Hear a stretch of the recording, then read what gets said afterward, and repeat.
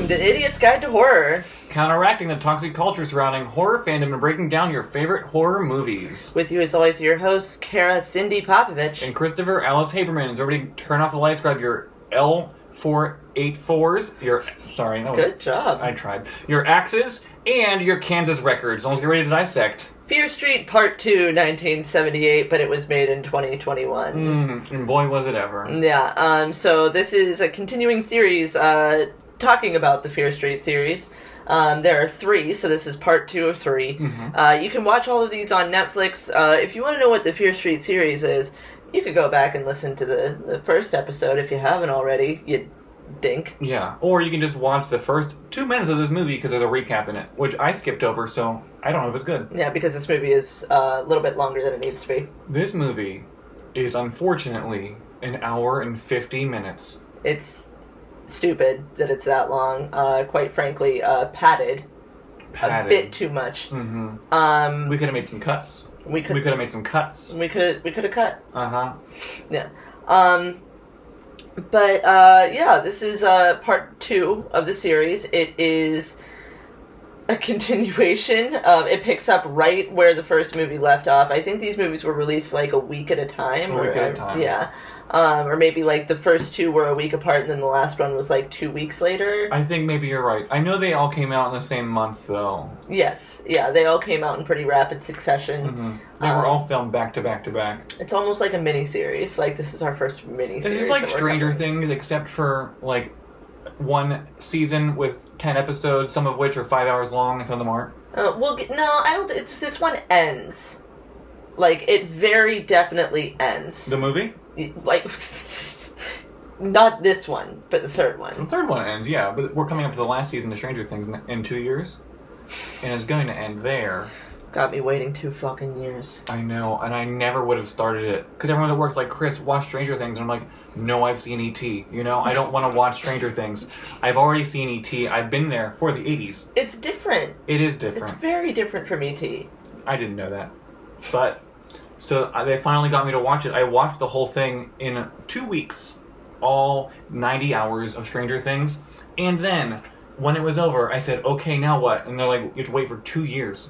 And I said, I never would have watched it then. No. I would have waited 2 more years and had all the magic at once. Well, you can watch this one on Netflix. Do you want to do the back of the box, or do I have to do it? Oh, I'll do it. Okay. Okay, so picture it. It is 1994 and 1978 simultaneously, and you are also back in time and in the present. So what do you want to do? You want to go rent a movie. I feel like we've done a lot of summer camp movies, and that's how we got our Little Orphan Annie story. That was. I believe that's how we got to him. It was Oliver Twist. Oliver Twist. So picture it, you're Oliver Twist again. Oh no, he's back, everybody. Your parents are driving you to summer camp, you know, which, like, I went to summer camp as a kid. It was a week long. It was not a whole 3 months long. What are they doing? I went for 3 days one time. We'll get into summer camp. We'll get into our summer camp experience. Tune in to this episode you're listening to.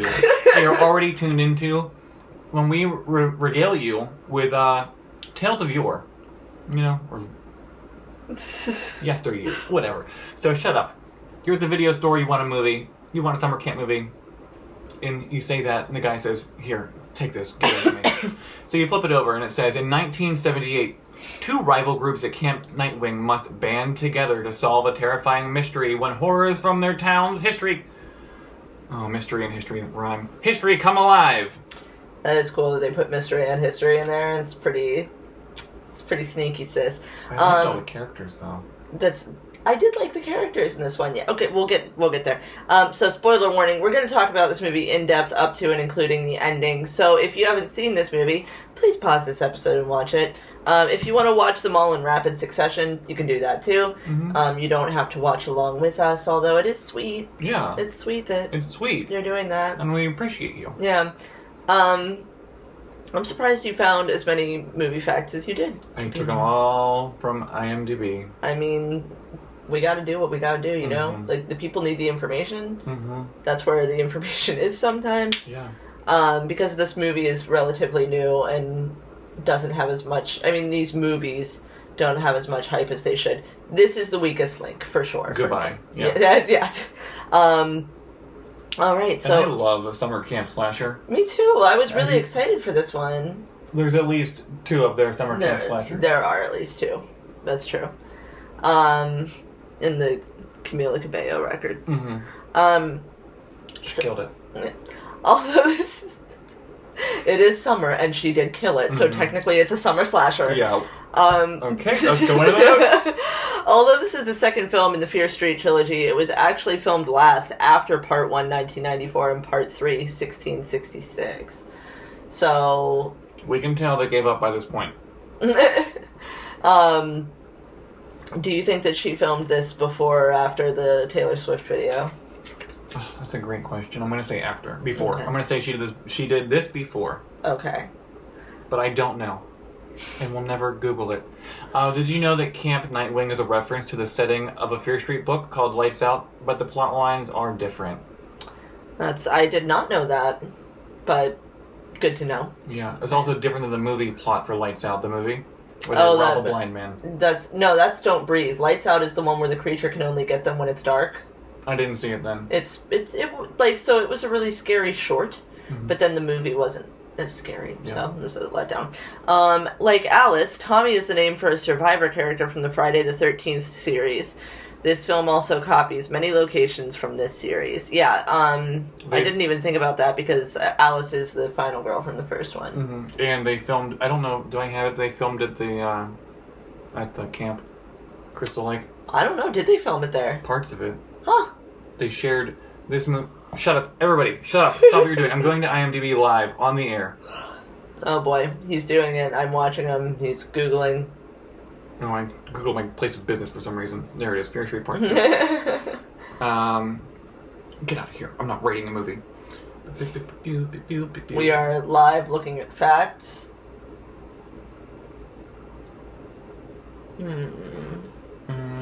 Burlap sack, we know. I can't see anything. Okay, whatever. Maybe I lied. So ignore that. But did you know that C. Berman's dog is named Major Tom is an obvious reference to the song Space Odyssey by David Bowie? In his first... This is the first... His name is referenced on a song label. While the Nirvana... What?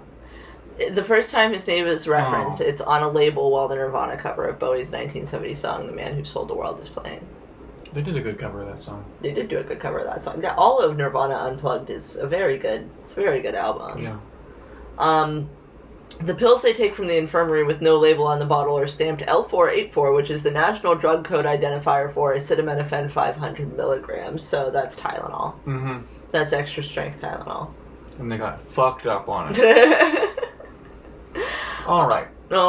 I guess we're going to talk about Fear Street Part 2. I hope you're buckled in, babies. That's, so. We're going to try to do this faster than 2 hours, so bear with us.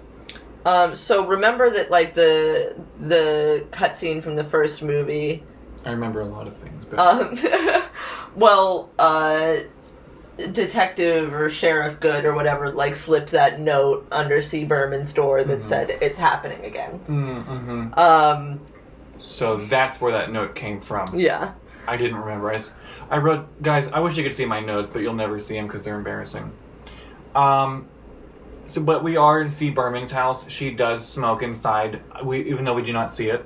It is heavily implied because she's an ashtray and a pack of cigarettes in a lighter. Well, in the 90s, everybody smoked inside. We could do it in Denny's. We could do it at the movie theater. King's. Just about everywhere, yeah. But one thing about C. Berman is she has a shit ton of alarm clocks, and they're all going off at different times. So when one alarm goes off, it's time for her to lock the door. When one alarm clock goes off, it's time for her to feed Major Tom. And then we look at the calendar, because she didn't lock the window the whole way when she was going around, because Major Tom was barking.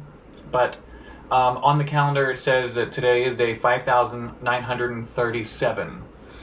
So we don't know what that's a reference to yet. Right. But eventually you will. So, if you remember from the end of the last movie, Dina and her girlfriend Sam have finally reunited. They thought that they have outsmarted the possession from the witch. All the possessed zombie killers were following her. Were following Sam. She blood on the bones. But then Sam... I know what happens now. I saw it. That's after talking to C. Berman. Sam just stabs Dina. Mhm. And we turn around and we see that she is also possessed. So Dina and her little brother Josh have taken Sam to C. Berman's house. C. Berman wants nothing to do with them. She does not want anything to do with them. She's like, please get out of here. She said, run, go as fast as you can, as far away as you can. Right. But they're like, no. Dina's like, I can't. I just got her back. I love her. Yeah. I'm like, bitch, you've known her for 3 days. Yeah. So they bring her inside and they tie her to the radiator. And Did you happen to notice if it was with a phone cord again? I did not notice if it was with a phone cord again. Yeah, I wasn't paying attention. So C. Berman agrees to tell them about summer camp in 1978, which is how she knows. By the way, C. Berman is played by Jillian Jacobs, who you might know from Community or the show Love. She's a Pittsburgh person, so, represent. That's where we are. Yes, it is. Did you know we invented the Clark bar here? I did know that. And we invented pull tabs on sodas. Did not know that. I googled it last night for no reason. Oh, cool.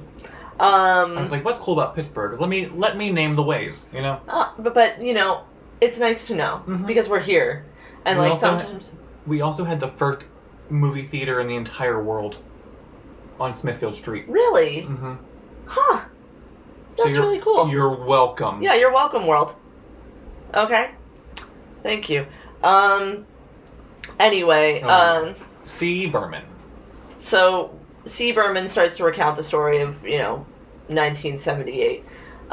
So we see a young girl running through the woods, like trying to outrun another group of kids, and it's Sadie Sink from Stranger Things. And from All Too Well, the 10-minute version, Taylor's version, the movie, the short film. Yeah. So she gets punched in the face by some dude. Yeah, by a man. Yeah. A full-grown man. Yeah. And they're all, threatening, this entire group of bullies is, threatening to hang her, and they're reciting her the Seraphir poem. We get it. Yeah. Memorize the poem. Right. That's the entire town knows the poem. We get it. About Even Seraphir. though there's the other town that's from their Sunnyvale kids. I know. So, leave our poems alone. Right. It's not about you. Mm-hmm. It's about me. It's about us. It's about our curse. So she punches one of the girls in the face. They tie her up. And then they bring her to this tree with, a comically large branch. Mm-hmm. And they say that, they tell her that Seraphir hung from that branch. And then they hold her down and brand her. Mm-hmm. Well, they wanted to burn her alive because Seraphir, they said, the witch's curse would never have... It wouldn't be here if they would have burned her alive to begin with. Yeah. So it's unclear to us why they want to murder this girl so bad. They don't really say. Do they say yet that they think she stole something? They say she stole $10 out of somebody's cabin. It's ridiculous that you think if you think somebody's a witch because they stole $10. I did say today, because I had somewhere to be and somebody zoomed ahead of me in the Starbucks drive-thru, and then ordered all of her drinks with a ridiculous amount of syrups and stuff and took forever. I did wish that I could put curses on people. Yeah, of course. And that's dangerous because that woman just zoomed ahead of me in the Starbucks drive-thru and I was like, curse life. Mm-hmm. Curse on your life. Mm-hmm. Hex. Mm-hmm. Your children are about Deadites now. Yeah. So anyway, some dude comes to save her. And her name is Ziggy. We learn that her name is Ziggy. And like the Stardust. Yes. Yeah. They say that she stole $10 out of the one girl's cabin, and that's her 5th strike. And then they want her kicked out, but they can't kick her out because somebody else held her down and burned her skin. And they said, if we kick her out, they're going to ask questions about this. Right. First of all, I would be asking questions anyway. Which means that this is a camp counselor that did some bullshit. Mm-hmm. So the one who convinced them to spare Ziggy was a young Sheriff Good. Which you remember from the first one. Yes. He was the sheriff. Yes. So then we meet Ziggy's sister, Cindy. Cindy Berman. Could she be C. Berman? Well, it sounds like it. Yeah. Before we get into this, it is important to maybe mention that before she starts telling the story, she said that after the events that happened in the story, my sister was dead within a week later. Uh-huh. So, you know. Right. C. Berman, her sister, may not be with us after much longer. Right. So Cindy and her golden retriever energy boyfriend are cleaning. So she gets red moss on her. She runs to find out what kids are responsible for cleaning the outhouse. They're doing sex and weeds. They were. And then we meet Alice and the other guy whose name I wrote down in a couple more sentences, but I don't know where. But Alice is punk. Alice is a punk girl. Wasn't She's it cool. Joan Jett? Yeah. She's got short, blonde, somehow bleach blonde hair in 1978. Hey, I'll take it. Yeah, just let it be what it is. Mm-hmm. But she said that they will clean the outhouse for some red jackets or some blue jays or something like that. Yellow birds. I literally wrote it down. Where would I even put it? Red birds. Yep, yellow jackets and red birds, and then they'll clean the outhouse. And then, Cindy Berman, she's like, well, I don't know what that is because I'm a good girl. Right. And like, it's drugs, dumbass. So that happens. They leave. I don't know. This movie jumps around a lot, back and forth between who we're paying attention to. It is, yeah. So we do jump back to Ziggy. She's in the nurse's cabin because somebody just literally burnt her to death. Right? And she needs a balm, but there's nobody in there. There's no nurse. Nurse Lane's not there. But Ziggy does find a weird book that has a witch's mark in it. So she's looking through it. Nurse Lane scares us. Because Nurse Lane's daughter is Ruby Lane, the one from what we find out in the first movie killed her boyfriend or fiance or whatever. 7 people. And then 7 people, yeah. Mm-hmm. The doctor said it was a psychotic episode, but the kid said she was possessed by Sarah Fear. She, so...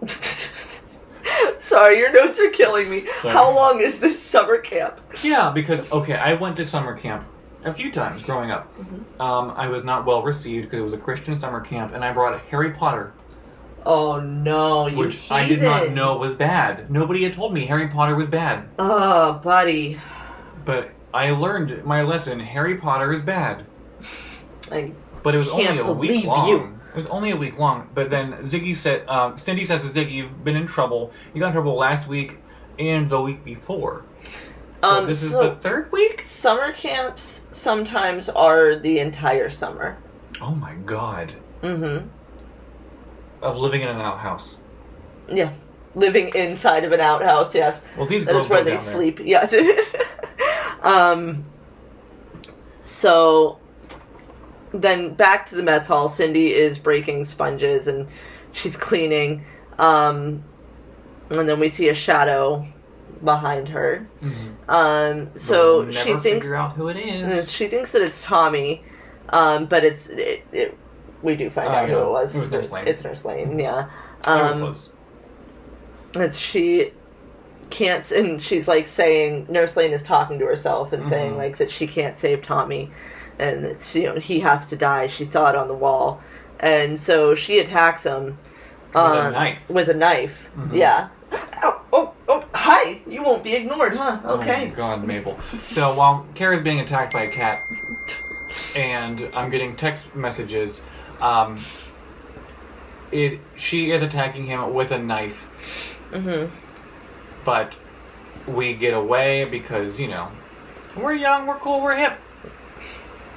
And then he does get a concussion, I would say, because she hits him pretty hard into the bleachers. But, whatever. We go back to Ziggy's cabin. The other girls are making fun of her, outside, because we don't actually go to her cabin yet, but they do tell her, there seemed to be an accident in your cabin. And then we learn information about Nick Good's father being dead and how he's destined to be sheriff. The next sheriff, yeah. He's who cares? 16 at this point. Yeah.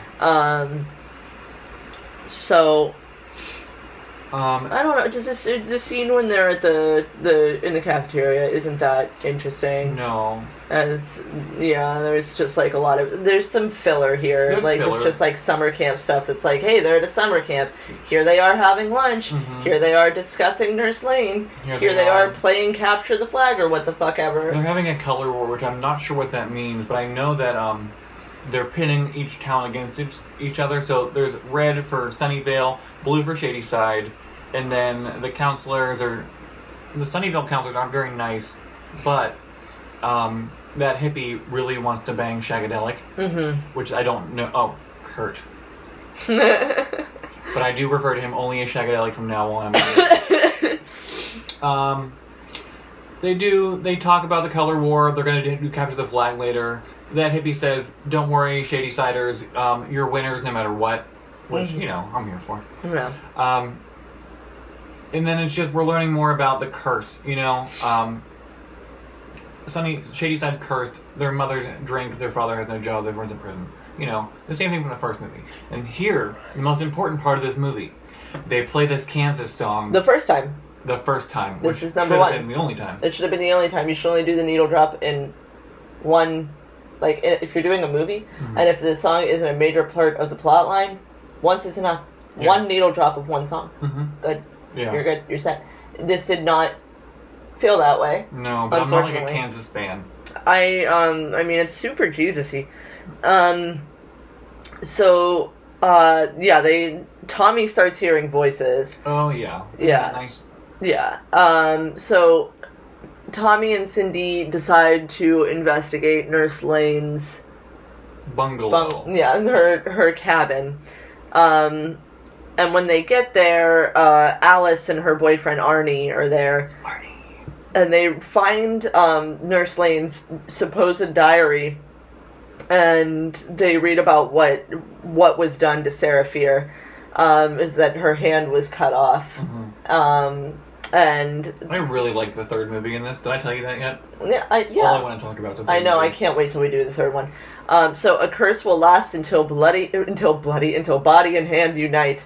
And then there's a map. So the summer camp was built on the same settlement that Sarah Fear was murdered on, or that her village was on. Very convenient. It is very even more convenient when you find out where it is today. Yeah. I mean... What are the odds? What are the odds? Fate. Yeah, but so Nick visits Ziggy in her cabin, and then that's where he sees, like, all over the walls is written Ziggy is a witch bitch, or everything else, mean about her. Like, I get it, we don't like Ziggy, but I would take a bullet for Sadie Sink, so...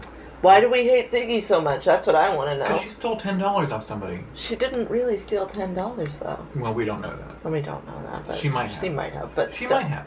Either way, give her the $10. This feels excessive. Yeah, let her have the money. Yeah. Sunnyvale kids don't like Sadie, and they're making it known. So, Ziggy's in her cabin mixing up paint. She's going to get back at Gretchen, or whatever her name is. And then Nick says, no, I have a better idea, and let's go to the Science and Nature building. Did your summer camp have Science and Nature building?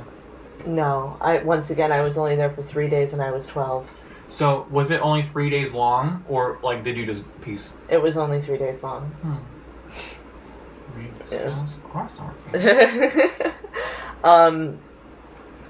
So, meanwhile, because we're jumping back and forth and back and forth and back and forth, which drives me crazy with this movie.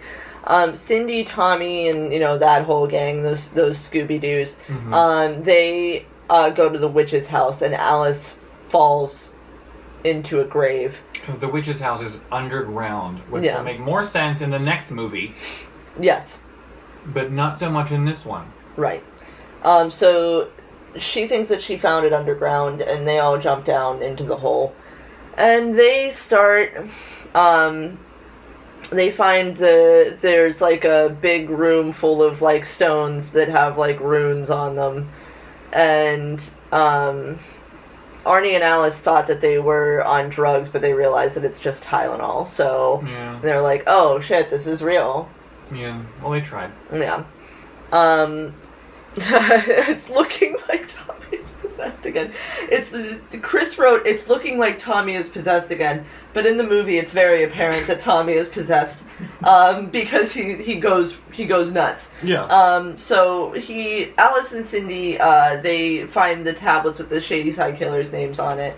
So like Ruby Lane and the little boy and the Little Mermaid. Yeah. So Tommy, since he is looking like he's possessed, he kills Arnie with an axe, which right in the mouth. It's understandable because Arnie's kind of annoying, so you can kind of see where it would happen even if he wasn't possessed. Right. Just like, bro, shut the fuck up. Yeah, honestly. I liked Arnie, but only because we had him in such a small dose that he didn't get really that annoying. That's fair.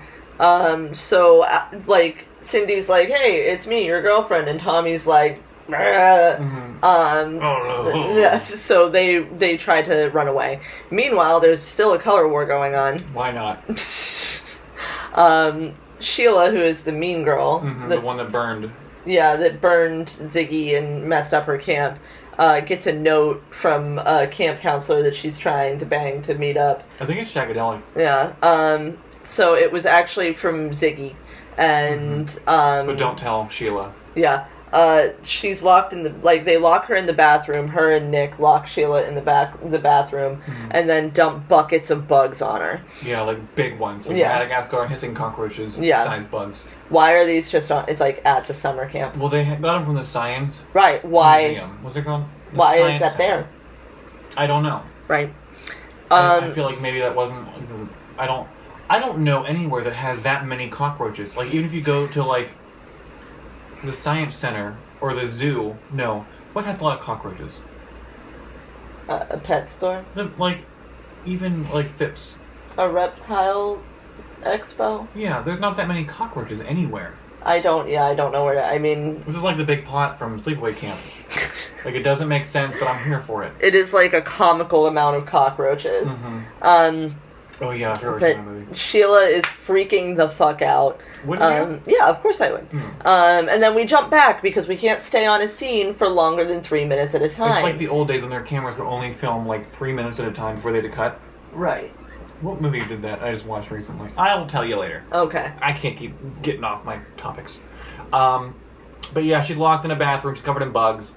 And we're back underground with Alice and Cindy. And now they're not dead, but they are debating the witch. You know, Cindy leaves, so they get into a fight because, you know, they used to be best friends.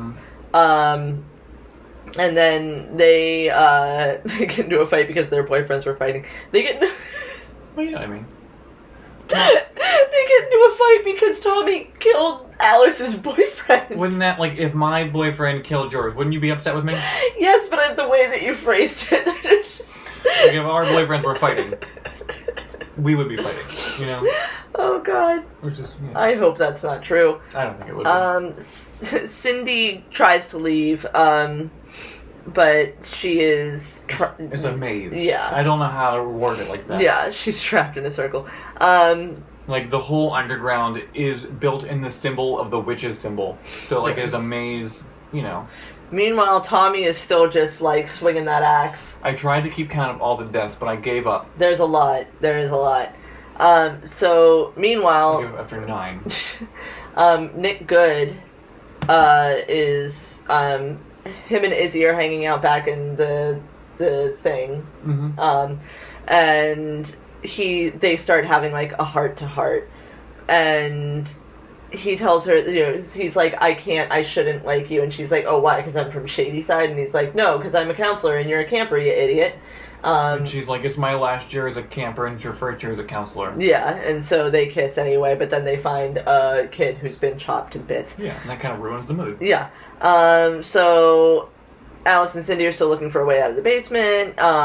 They find, like, that really large beating heart. Yeah.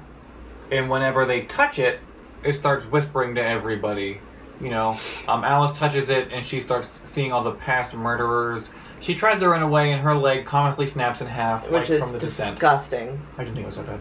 I did not like broken bones. Protruding out of the leg? It was hardly protruding. You remember in the descent? Just the noise when it goes like... It was a noise. If you've broken a bone, you never forget that noise and associating it with that feeling. I did a front flip and I landed it wrong and I snapped my elbow and I had to wear a cast to the beach the whole way. Because if you break your elbow, the cast goes from your wrist to your shoulder for some reason. Ooh. It's long. Well, you can't move, because that's your joint. If you move anything, then you're fucked. Yep. I broke my toe, and then the what do you call it? The fracture spread to my foot. I didn't know that was possible. Yeah, I thought that it was healed, and I was in gym class playing hockey in the gym, and I slammed my foot down and heard the noise, and then felt the worst pain I have felt in my entire life. Like ice hockey? It was not ice hockey. We didn't have an ice rink. It was just like the gym floor. But yeah. Were you like on shoes or on skates? On shoes. On shoes. I was anyway. So she anyway, okay, they're missing 30 kids. So Nick is trying to account for all the kids. Nick and Gary go looking for the kids they can't find. Sheila's friends are like, "Where's Sheila?" So Ziggy goes to the outhouse to let her out because she feels bad. She's not a bad person. She's just getting revenge. Yeah. That's another kid dies after a sex scene. It's not, you don't really need to know them. Cindy is wrapping Alice's leg and Cindy is talking about how she has tried to become a different person to avoid being a shady side cursed. Yeah, because human. shady side people are looked down upon. They're all poor. They're all terrible people. Like her parents, her dad was in jail. Her mom was always drinking, and she thought if she just saved up and bought this one really nice sweater and this really nice purse that she could present herself as not a shady sider, and that maybe she wouldn't have to live with that burden on her. Right. And that's why her and Al stopped being friends. There's echoes of the fight that Dina and Sam have in the beginning of Fear Street 1994. So, meanwhile, Tommy is killing spree, just murdering anybody. Ziggy tries to save Sheila, but Sheila doesn't want to go with her. And then they hear voices underneath them because Cindy and Alice have realized that the moss from the beginning is staining their shirts again, so they must be close to the outhouse. I like that red moss though. Yeah. I wonder if it's real. Probably not. Okay. Nick he's finding corpses all over the place. Can't handle it really well. Kind of surprising. Yeah. So Tommy comes in as they're trying to pull up the girls from the outhouse, and he cuts Gary's head off.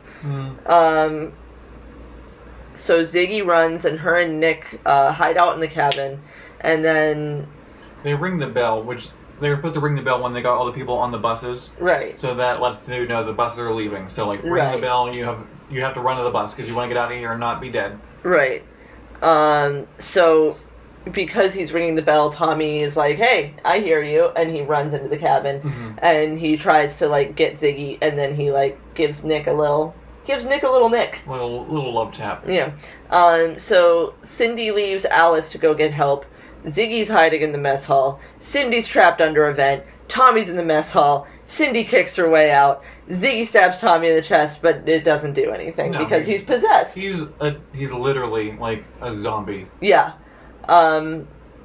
So but an Evil Dead zombie, not a zombie like George A. Romero zombie. Yeah. More like a Deadite. So yes, yeah, not quite there. But, not quite there. Right. I would say it's closer to that than it is to a zombie. Right. He is possessed. Yes, exactly. I'll swallow your soul. And by dawn.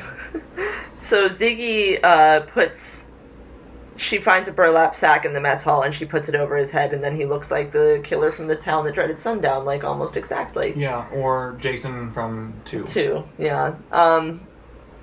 So Cindy stabs him in the back and then is she's just stabbing the fuck out of him.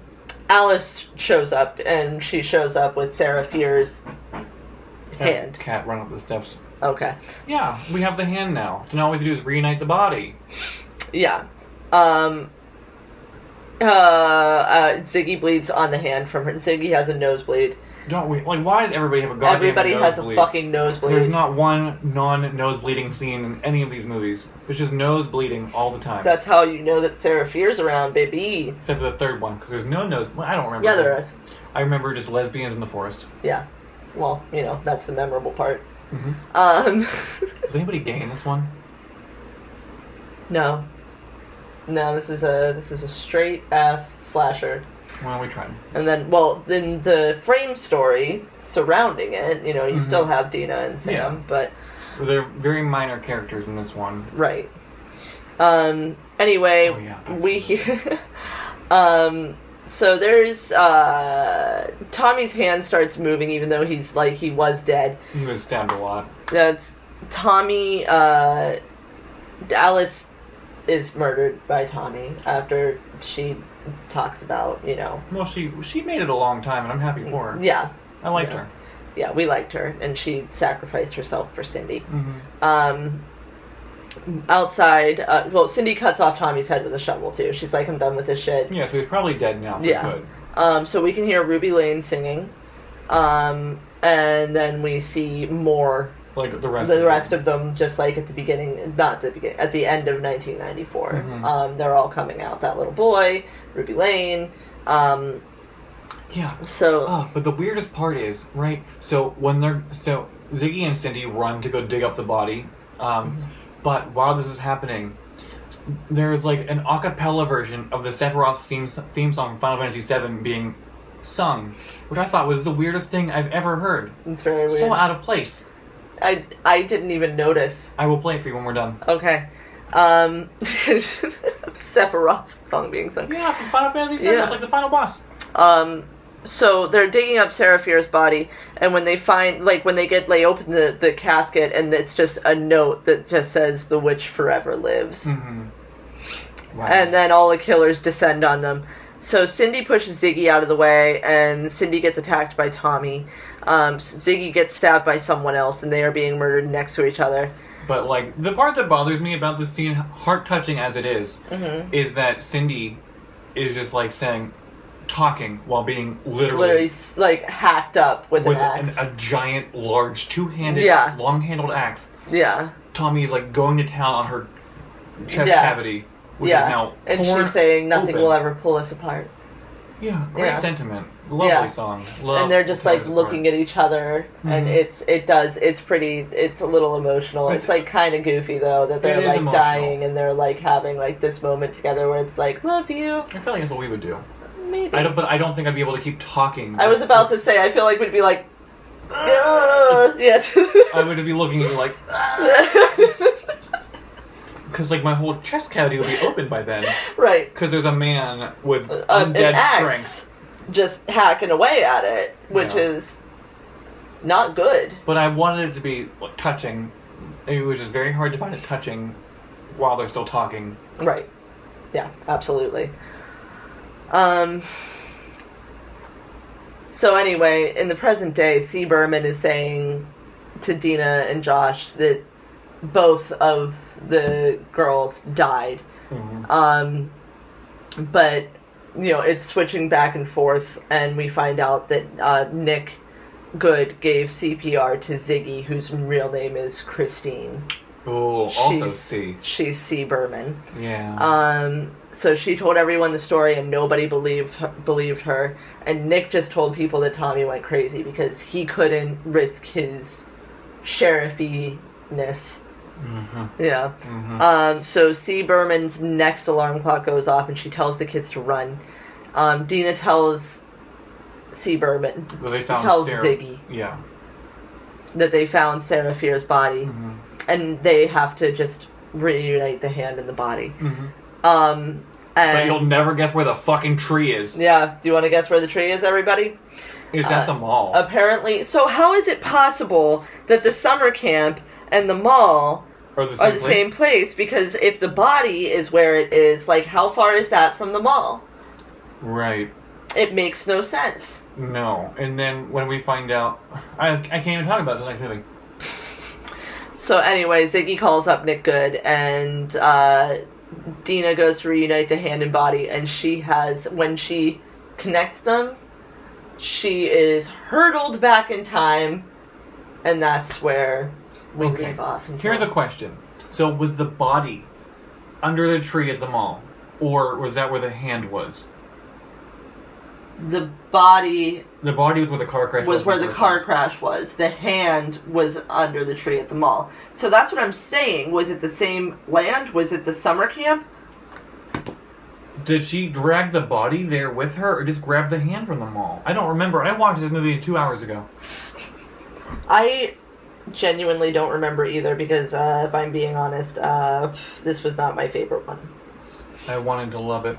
But, so after she reunites the hand and the body, however she does it at the mall, she starts having visions of the past. Very, very realistic visions. So realistic that she might actually be in the past. But we won't find that out until next week, campers. Right. Because that was the movie. How'd you like it? Alright, so we're going to take a walk down Letterboxd Beat Street. Letterpod Beach Cast. So, I have a couple here that are really funny to me. Do you want to go first? Oh yeah, so mine is just an easy one from user Emma, who gave it 3.5 stars and said, Sadie Sink is the future face of the horror genre, mark my words.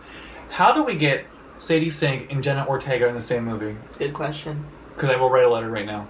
We can figure it out. Because no offense to Sadie Sink, who I love with all my heart, but Jenna Ortega is the future face of horror. Yeah. Only because she's actually been doing horror movies. And I don't think I would necessarily, put this on the same level as Scream. No. Or X. No.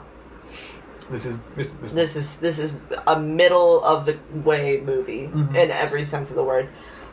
So there's a 2.5 star review from Marmar, who said, I'm pretty sure if I got stabbed in the stomach 10 times I would die instantly, but that's just me. Well. And then there's a 3.5 star review from Julian that says, this is exactly why I never went to summer camp. That kind of shit happens all the time. And then a 3-star review from Zara that says, scariest part of the film was having to listen to Carry On My Wayward Son twice. Well, amen. Yeah. Alright.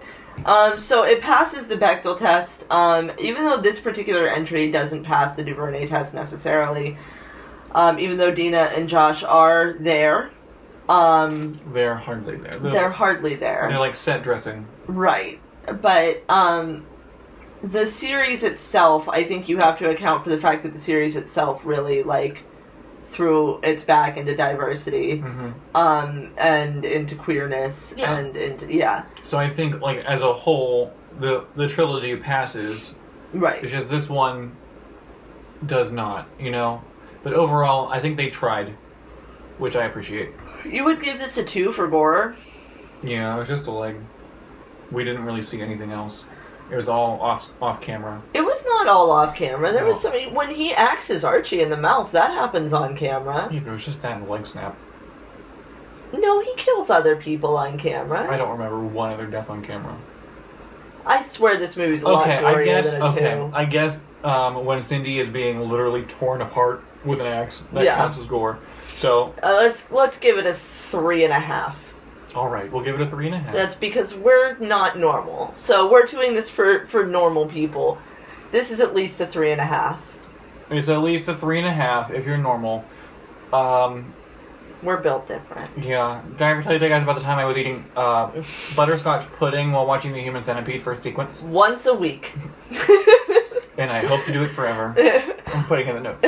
Alright, so body count, 13 bodies, including the killer. I think that's a soft estimate. That's a soft estimate, yeah. Yeah. They do mention more dead bodies. Right. It's supposed to be like a massacre. That's what they call it, the Camp Nightwing massacre. Whenever we have the, tracking shot going away from the camp at the end there, you can see a line of dead bodies. But when I Googled it, everyone was saying 13 or 14. So I'm not 100% sure what to say, but there were less deaths than the first one, which had 40. Right. But probably more than the 13 that I said in here. Right. Idiot's Guide to How Scary It Was. Yeah, I wouldn't even give it a 2. I would say like a 1. Yeah, but summer camp slashers don't really scare me. I'm here for the atmosphere more than anything. I want to see Kevin Bacon get an arrow through the neck. Yeah, I still think that this one isn't particularly, like, scary. Because it's so circumstantial. I feel like it would be really difficult. Like, the first one felt a little scarier because it was like, what the fuck is going on? Like, why is this happening? But in this one, it's like, here's why this is happening. It's a very specific setting and circumstance. But I think the third one's scary, too, though, because the eyes. The third one is scary. But it's scary for a different reason that I cannot wait to dig into. I'm so excited I'm to going cover to watch the third it tonight, one. but I'm not going to watch X again.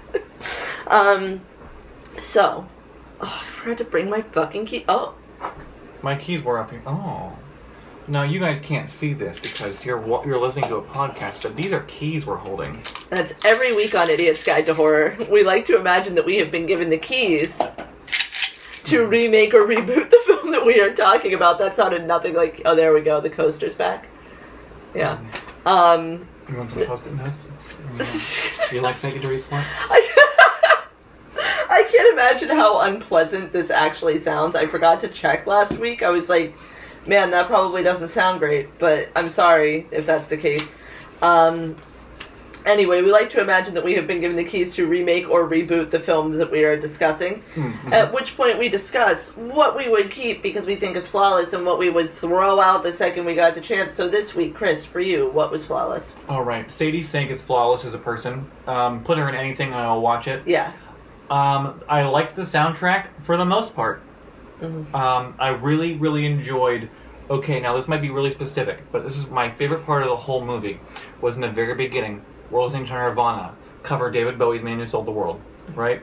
Then we have 90 minutes of movie, and we cut back, and they're still listening to Man Who Sold the World. But when we go back to 1978, it is now David Bowie's Man Who Sold the World, and I thought that was such a good transition. Yeah. So well done. Such a good song. Yeah. I think that, I mean, this kind of leads into, like, some of the things that I didn't like about it, because there are a lot of things that I didn't really like about this movie, but, I think that the casting of Sadie Sink was genius. I think that the casting of Gillian Jacobs opposite Sadie Sink was genius, because they look similar. They look alike. So I don't know why I was supposed to believe that that wasn't her the whole time. Because I felt like it could have been Cindy also. Like, I saw it, you know? Because I'm psychic. Right. But maybe it fooled somebody. They tried really hard to fool you, though, because they kept calling her Ziggy. Yeah, but I felt like it was goofy, you know? Like, I don't know. Anyway, I thought that Sadie Sink was fantastic. I thought that Gillian Jacobs was also great. I like the traditional slasher thing. I felt like some of it... We'll get back to it. Never mind. I'm talking about the things that I liked about it. And... Okay, what would you change if you could? So I thought that it was a little boring. It was a little over padded. I understand the purpose of the Nick Good and Ziggy plotline, but it didn't really do anything for me. Like, I was pretty bored with it, and I struggle with that kind of stuff. And I understand, like I said, once you get into the third movie, you understand the purpose and why we needed this plotline. But it doesn't seem like it right now. It all feels superfluous, like the whole thing. Right, and even knowing where it's going, I still struggled with it because I'm like, man, I don't care. I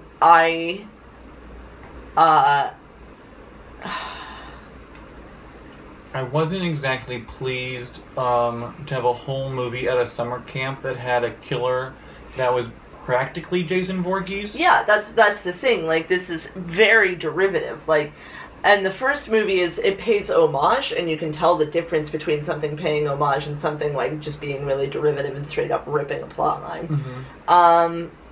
Because I guess that there's only so many movies that you can make about a summer camp slasher, and, you know, at a certain point they all look the same. But, like, Tommy's design was literally the guy from The Town Who Dreaded Sundown. And, his story not his story, but just like he was Jason Voorhees. Like he was just wandering around with an axe, killing random people whenever it was easiest. So that was boring. I didn't love that. For those of you at home, no, that's the remake. Yeah, it's just like legitimately the same mask. Except he killed kids in cars. Yes. Well, yeah. So yeah. I don't like that movie at all, though. I like The Town That Dreaded Sundown. I think that it's a little creepy. Did not like it. What were we talking about? What we didn't like about this movie. It felt like a ripoff of Friday the 13th that tried to give me added plot points or something else. Right. Which I did not necessarily care for. I feel like they could have done anything else. Right. Because the first movie and the third movie are so good, and they don't, like, steal anything from anything else. Right. Like, it's a light, like, look, here's an homage to Scream, you know? Mm-hmm. But yeah. I don't see Ghostface running around anywhere in any of these movies. Yeah. Also, this is, like, fucking goofy. It's just, like Sheila being as mean as she is, because, you know... She will never be Judy. Because Judy is, like, a normal person kind of mean. Like, she's, like, Angela's flat-chested bitch, and, like, you know, like, tries to steal Angela's boyfriend or whatever. Mm-hmm. But, you know, Sheila tries to murder Ziggy. At least the one time. Yeah, it's really over the top and really overdone, and I'm supposed to believe that, like, the counselors also want to murder Ziggy? Like... Well, was Sheila a counselor, do you think? Sheila wasn't a counselor, but there was the other one that was like, we can't release her because, like, people will start asking questions. He's, like, the older guy that, like, punched her in the face. He's a counselor. Yeah, that's rough. Like, yeah. I don't get it. I feel like, maybe my camp counselors wanted to punch me in the face, but none of them ever did. Right. Yeah. Also, like, just this plot line, like you said, like, at the end of the movie, when Cindy is getting torn apart by an axe, and she somehow has this, like, the wherewithal to have, like, a touching moment with Ziggy before she dies. I feel like we understood that it was a middle movie. Like, it was a middle movie in a trilogy. You can't all be The Empire Strikes Back. What if you could? Yeah, right? Like, what would that world be like? I can't name another second movie in a trilogy that's the best one out of all of them. Godfather Part 2. Never seen it. The first one was too long. You're wrong. And I sat there and I watched the whole first one, and I said, God damn it, why is this 3 hours long? Yeah, Godfather Part 2 is like 4 hours. Well, I'll have to ask my dad for the summary, because he watches it once a week. It's so good. It's so good. Anyway, Oh, I should know that, because I've seen Scream 2. Sorry.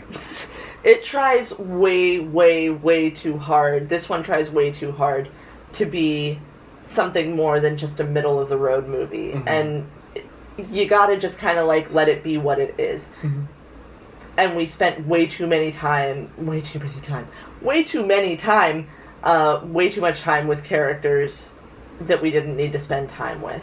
But I did enjoy almost all the characters I met today. Alright. I'm not a big fan of fake Judy. Alright. Is there anything else that you want to say about what you didn't like about it? The third one's longer, but I would watch it for longer than that. Uh-huh. Because it has a great plot. I agree. Because I was just looking, fellas, ladies, and other people who don't give a fuck. That's a joke, if you've never heard of Limp Bizkit. I was looking at the third one. The first one was 107 minutes, second one is 110 minutes, third one is 114 minutes, but the third one is worth it. So if we ever get around to covering that, be ready. So what do you rate this? I'm gonna give it a 2.5 out of 5. It's the weakest link, like I said at the top. I didn't love it as much as I wanted to. I was really disappointed with it. But I think that we'll be able to discuss more of it and why it is important next week when we spoil the third film. Mm-hmm. So for this, as a standalone film, it's a 2.5 out of 5. I'm gonna go with a 3 out of 5. I wanted to like it more than I did the first time. I did I watch this movie? Yes, I did. Twice now. Did I enjoy it? Sure, I did. It was fine. You know, I like summer camp slashers. I own a lot of them. This one just wasn't anything special for me.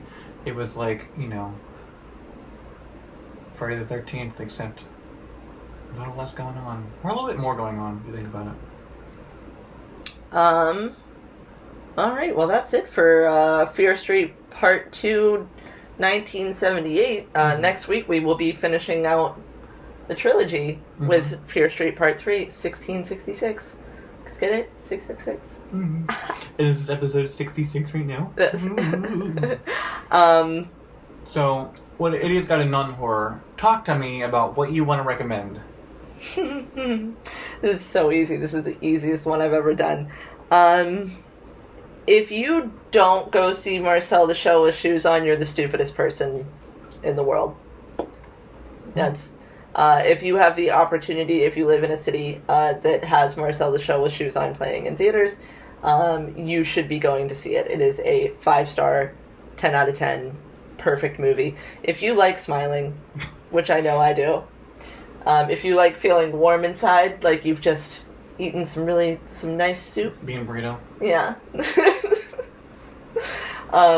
If you like Jenny Slate, if you like the idea of a tiny little shell with a googly eye with little shoes on, doing things like dipping its feet in honey and climbing up walls, and like eating like little bits of popcorn at a time, you got. How long? Oh, you said 90 minutes. It is the perfect length for a movie. It is 90 minutes.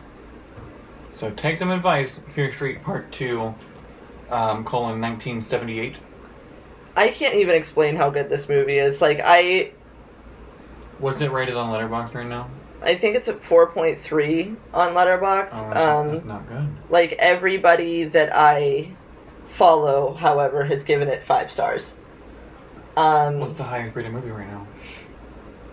I think it's probably still Everything Everywhere All at Once, which is also a great movie.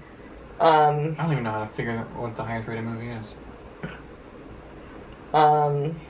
Oops. I didn't mean to touch that. Yeah, it is exactly 90 minutes long. Perfect. You're welcome. You will thank me later. I promise you, you will thank me later. How about you? What are you into right now? Well, as you all know, my favorite sport is back on TV. That's right, fellas. Big Brother is back. Big Brother 24 premiered last Wednesday, July, whatever the date was. And we have had our first eviction ceremony, or whatever. I'm not going to spoil anything for you. But we are a week in now. So if you want to keep up with me with Big Brother, it airs Sundays and Wednesdays at 8 p.m. Eastern and Pacific. And then Thursdays at 9 p.m. Eastern and Pacific, which I'm not sure how they do that. Do you watch, like, the live feeds and everything? Yeah, of course. Okay. Mm-hmm. Is it ever interesting, or is it just them, like, sometimes it is interesting. Sometimes it is. But most of the time it's just, like, napping or eating sandwiches or out in the pool. Alright, that's very weird. It's a very weird voyeuristic thing, but I understand it on some level, and that's cool. That is cool. If that's your kind of thing, Big Brother is back. Oh, yeah. And I want that weird kid to win. The weird Mark kid. my words, Turner. Okay. Alright. We like a Turner. That's what I said, Turner. Classic movies, I'm going to say T. Alright, so that's for this week. That is to recap Big Brother Season 24 on Sundays, Wednesdays, and Thursdays. And then Marcel the Show with Shoes On in theaters right now. Okay. And you should go see it. So, anyway, you can email us questions, comments, and recommendations to idiotsguidetohorror@gmail.com. You can follow us on Instagram at idiotsguidetohorror. You can tell me happy birthday because my birthday is on Tuesday. I'm 32. Wow, how old? I'm an old person now. We're going to be 1 year apart for like a month. I know, isn't that cute? Yeah. You can follow us on Facebook at facebook.com/horroridiots. Obviously, if you are watching this on YouTube, you already know that it's here, but if not... We have a podcast on YouTube. It's called Idiot's Guide to Horror. That's the channel name. Yeah, ring that effing bell.